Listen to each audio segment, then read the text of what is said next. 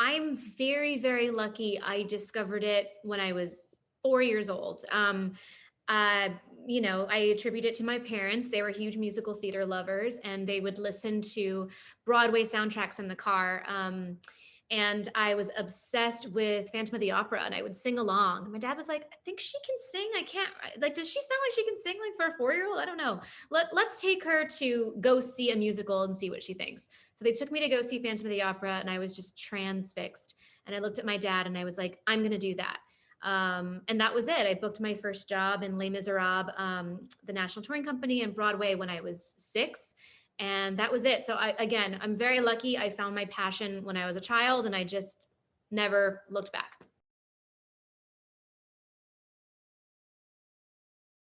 Oh, it's so amazing. I mean, those girls, Anna and Lana, really do feel like my little sisters now. And they made a big sister out of me. I was never a big sister before that. I've always had a big sister. I've always been the baby. So it brought out this new side of me, feeling like a protective mama bear to my girls. And I love that. And I'm going to miss that so much. But I know we'll still stay friends, which is beautiful.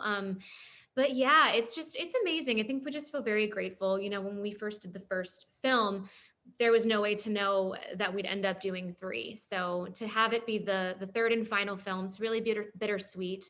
We're really excited for fans to see Lara Jean's ending, but also it's so sad that it's ending.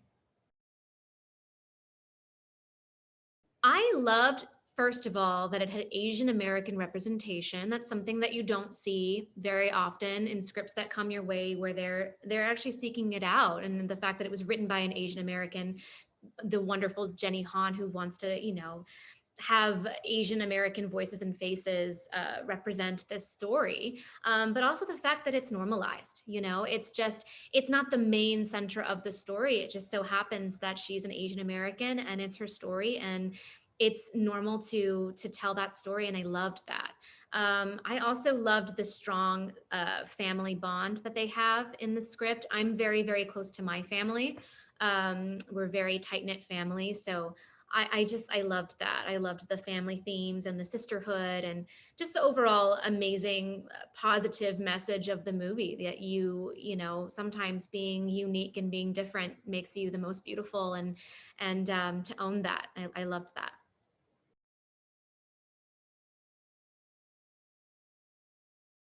We're actually quite different. Margot is a lot more logical than I am. I would be a lot more Lara Jean, like lost in my own world, thinking about, what could possibly happen, sort of just like following my emotions. Margot's a little bit more like methodical and carefully thought out everything, which I love. I love playing that. I love playing a character that's so different from me. I think the one thing that we have in common is just feeling protective over our family. Because I'm so close with my family, I would do anything for them, and Margot is the same. And I think one thing I've learned from her, is maybe not to be so impulsive all the time. It's good to follow your heart, but maybe, think things through. And there's beauty in that as well. So you get a lot of sister time, which is so great. Is my favorite part of the movie is filming our scenes with the three sisters, especially in Korea. That was incredible. You get lots of Covey sisters in Korea content, which is just so fun. But yes, she has a little bit. Her story arc is that she, is starting to get to know Trina a little bit more. Trina and her dad started dating in the second film, and Margot was off to college. So she doesn't know Trina as much as her sisters do. And it's a little bit of a sore spot for her, because she remembers her mom the most. She was the oldest, and their mom passed when they were young. But Margot has sort of come in and filled that mom space. She feels very protective. So to see a new woman kind of taking the place of her mom is a bit difficult, but ultimately she comes around.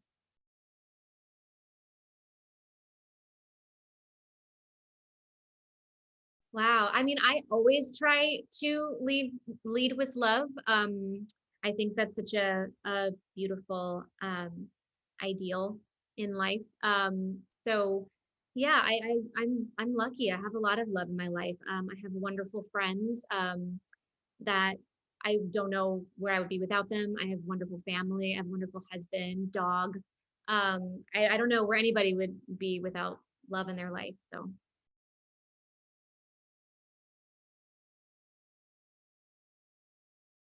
reading the ending was one thing, but seeing it was a whole nother. It just hit all the feels. I mean, it's really such a beautiful ending and a beginning, for the next chapter of Laura Jean's life. I think that fans will be very satisfied and very happy with the way the story ends.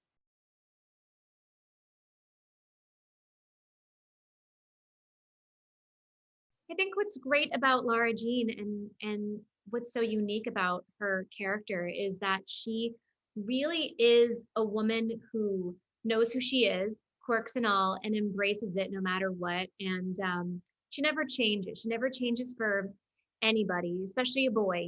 She sticks with who she is, and I love that message. I love that she's a strong, independent woman. No matter what, she doesn't try too hard to fit in. She knows exactly who she is. I think that's beautiful. And I think just that, like, you know, even through distance, love can transcend that. And I think it's great to tackle these themes, and it's so real, like, dealing with choosing which college to go to and being fearful that it's going to affect a relationship or you're close with your family, but ultimately seeing what your heart wants and following that and knowing that everything else will be okay. If you work on relationships, they'll still be okay even through distance.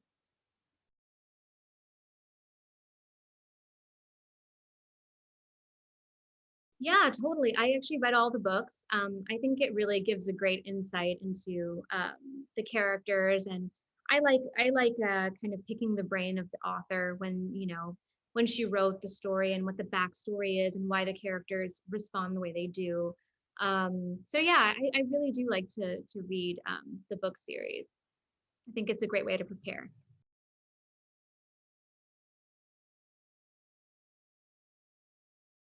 Yes, and that's currently what I'm doing at the moment, so I can't say what they are, but that's the next step in my career is I'm really starting to get into development, and it's a really fun new angle that I haven't tried before, and I'm discovering that I really like it.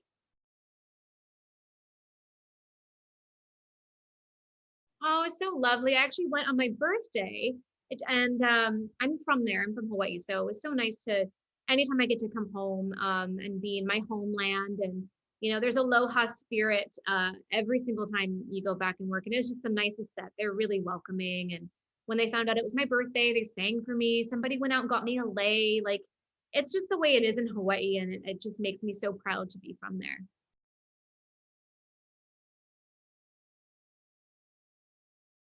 Yes, absolutely.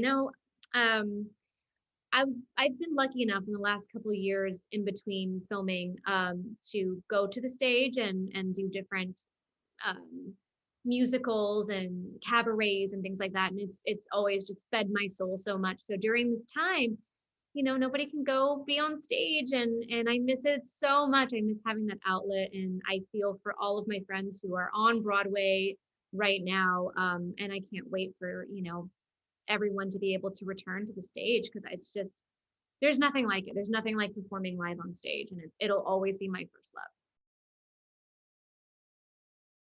Bridgerton. I'm hopelessly obsessed. I binged it in 2 days. It was just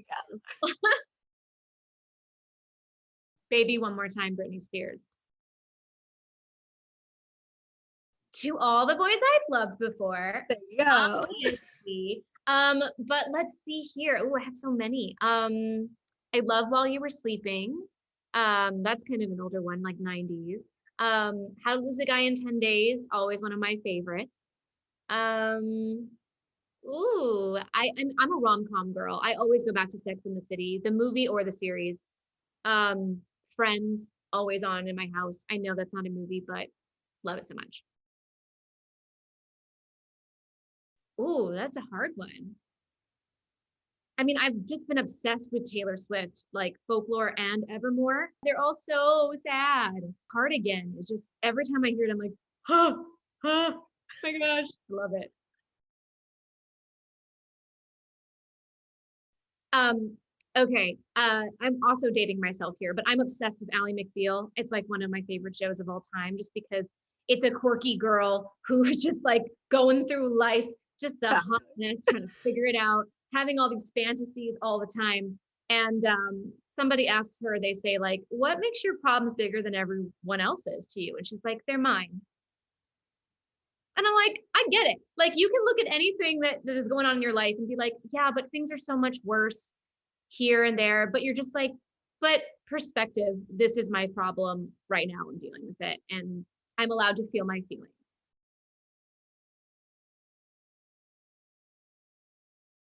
Wow, I love that. For me, I think self-love is being kind to yourself, accepting yourself for all of your flaws, everything that you are, embracing it, and not making apologies for who you are.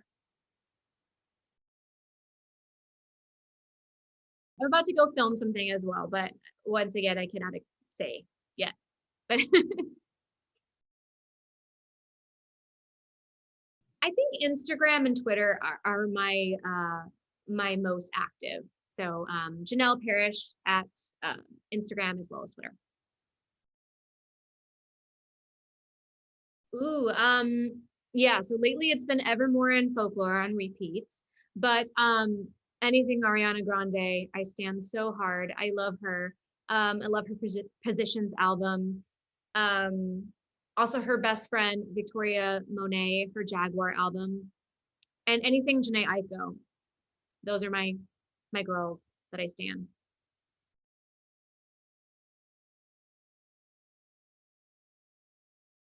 That's my dream. It's something that is still on my list. I haven't been able to cross off yet. I would love to do either a musical movie or a TV show.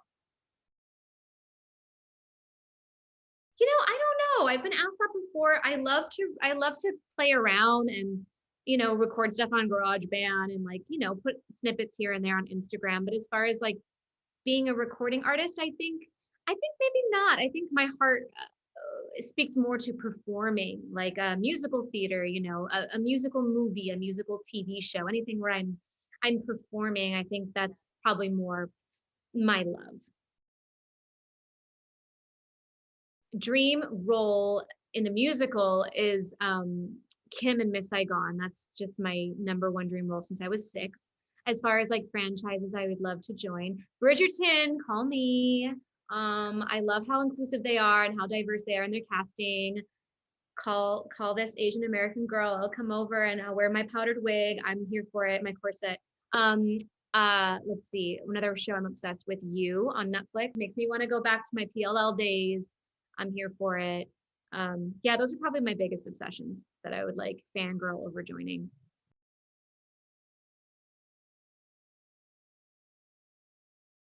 So important, so important. Everybody deserves to see themselves represented accurately and respectfully and feel seen. I love that this film has so many strong women in it, as well as just diversity. It's important to be inclusive. It's important to represent. And I'm very, very proud to be part of that.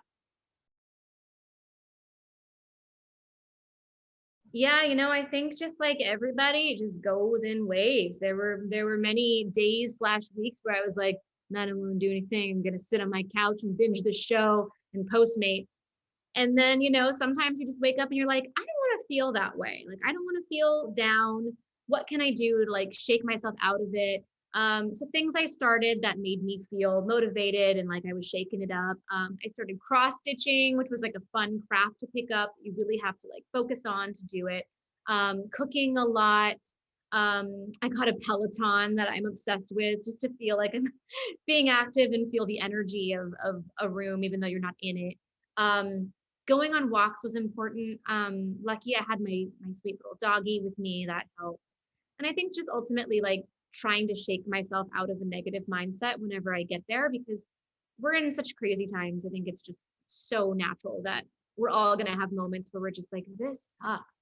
And just trying to do whatever you can for self-care and listening to yourself and what you need and giving that to yourself. So many. I've been trying to experiment more with vegetables because I realize that I don't like them. I've tried all the things now. Now I've decided I like zoodles, so I can make my meat sauce with my zoodles and like my spaghetti squash. I feel like it was just a whole experiment of like, what vegetables can I handle and how can I make them in ways that I will actually like them? So, success. I'm eating zucchini. Definitely some Taylor Swift, definitely some Ariana, um, some Shawn Mendes. I've been listening to some of his new songs. Always Beyonce, always Gaga. Just like my pop queen icons. They're scattered throughout there.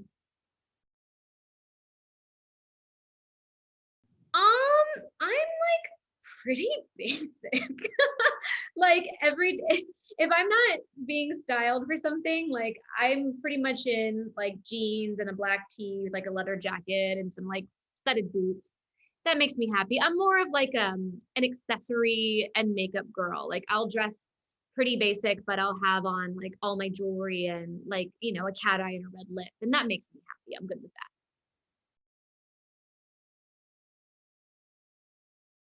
Oh, too many to even count. I mean, my favorite is that we wrapped the movie in Korea, the three of us sisters together in a night market in Korea, eating these amazing noodles that were handmade for us for the scene.